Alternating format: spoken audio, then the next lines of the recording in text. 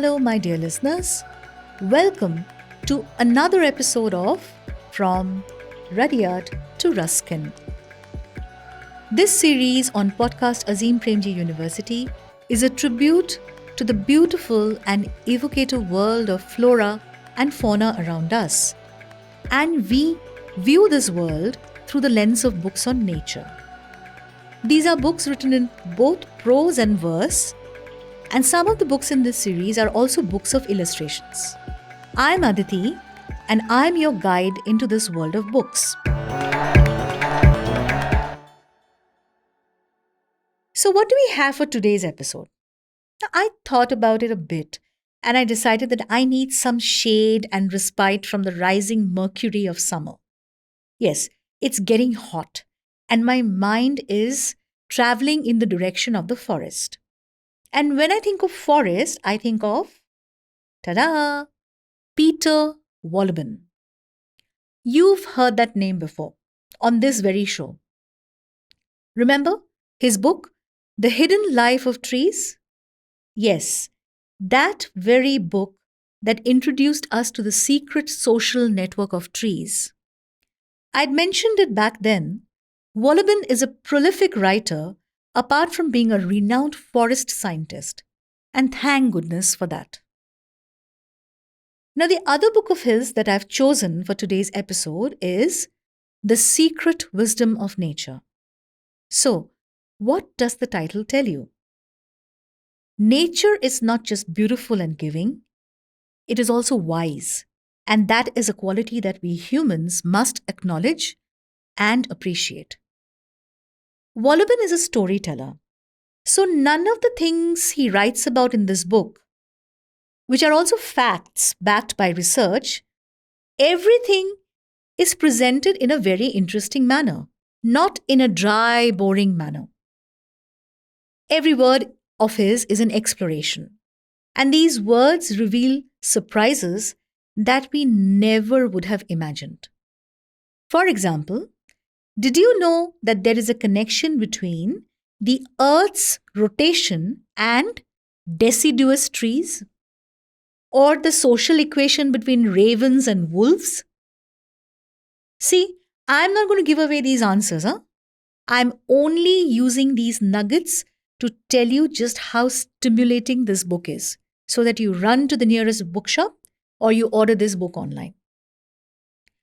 What Wohlleben very deftly and successfully establishes in the book is the large, multi-layered, multi-tiered entity that nature is.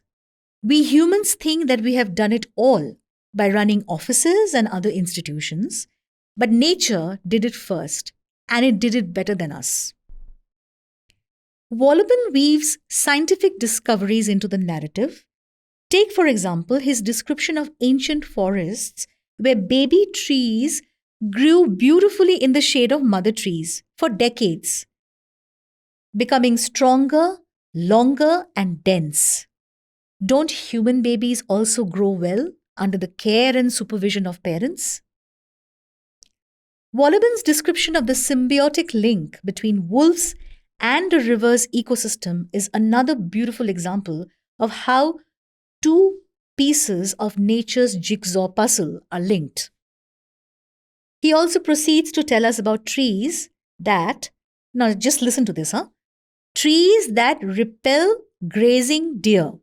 Yes, trees that shoo away deer.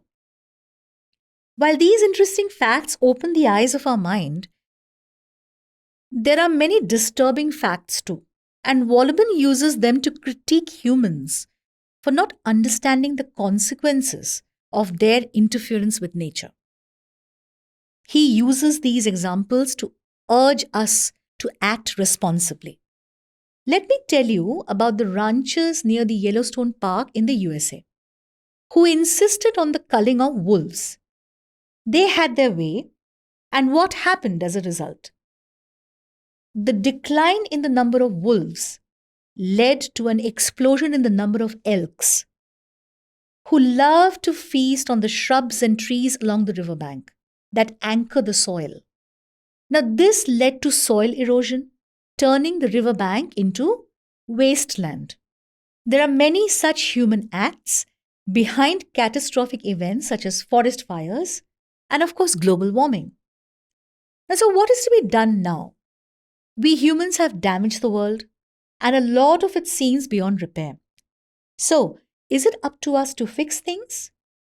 Wohlleben is an evolutionist, and he believes that humans should keep their hands off nature and let the wisdom and resilience of nature help it regenerate itself.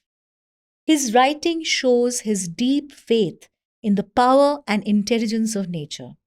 From the nondescript ant to the frisky beetle, even the groundwater ecosystem. He says, we don't really understand how the clockwork of nature functions. And as long as we don't, we shouldn't try to fix it. Now, that is something to ponder on. I think we may not be able to undo the damage, but let's at least try not to damage things further. And please, let us respect nature. We have come to the end of another episode of From Rudyard to Ruskin, and I promise that we will be back with many more such episodes. We are a part of podcast Azim Premji University.